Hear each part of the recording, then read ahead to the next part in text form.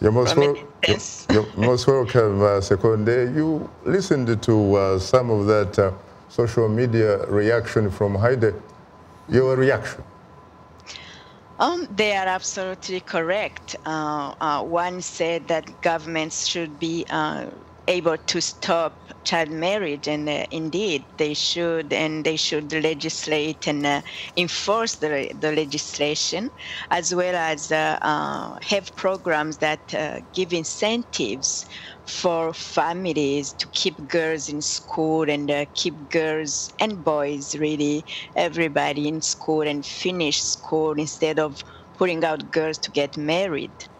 I think the other one was talking about on the same in the same lines that, it's barbaric to marry a girl at that young age because, even though a girl might be physiologically look like she's mature, because she's attained puberty, it doesn't mean she's ready to be someone's wife, let alone to have children of her own when she's still a child herself.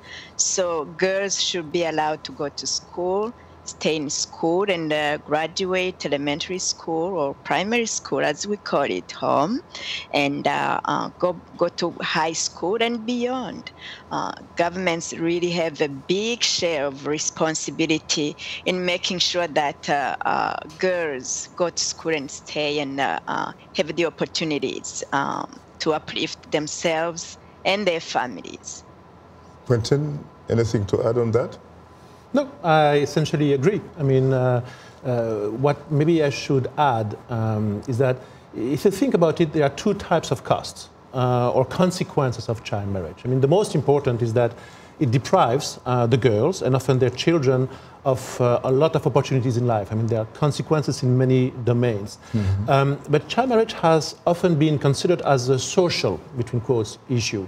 And the reason why we undertook this study on the economic cost is to actually argue that, yes, it's primarily a social issue, but the economic cost, the cost for the economic development of the country are very, very large. And so we are hoping that with this kind of information, ministries of finance and others are going to actually fund programs to end child marriage and keep the girls in school. Right? But what do you say to a pessimistic African peasant farmer who feels that he or she actually needs the labor to work to till their land, and that women are pretty much the gold standard?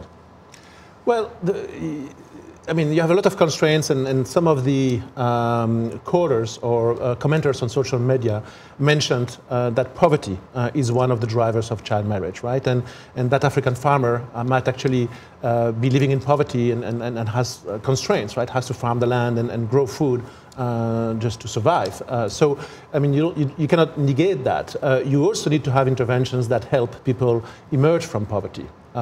When you look actually at the incidence of child marriage between the very poor and the better off, there is a dramatic difference in all the countries, right. Essentially.